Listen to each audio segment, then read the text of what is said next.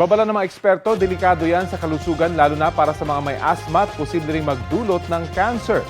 Balita hatid ni Bernadette Reyes. Nagaganda ang fireworks display. Ihaw-ihaw ng barbecue at pagbubukas ng makina ng mga sasakyan tuwing salubong sa bagong taon.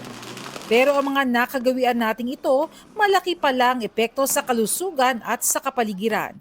Ayon sa Air Quality Management Section ng DENR Environmental Management Bureau, kung ikukumpara ang salubong 2023 sa salubong 2024, base sa datos mula sa mga monitoring stations sa Marikina, Caloocan, Makati at Pateros, nakapagtala ng 243% increase sa PM10 concentration o mga pinong alikabok sa pagitan ng 12 a.m. hanggang 2 a.m.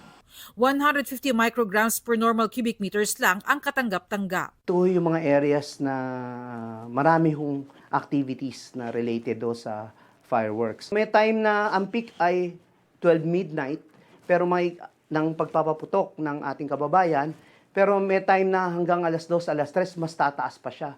Lalo na pag nag-settle na po yung mga pollutants sa ground level po.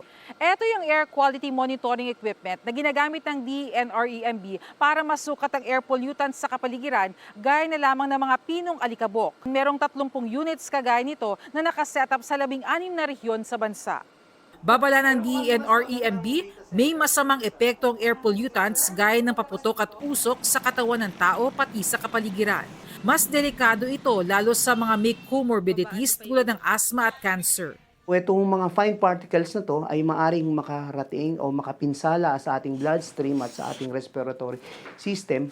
At sa case po ng pagpapaputok, meron hong ano po yan, mga toxic substances na mga metal salts kung saan ito ay maaring mag-cause ng cancer or these are carcinogen toxic materials. At ngayong malamig ang panahon, maaaring mas mahirapan ng mga air pollutants na ma-disperse o kumala.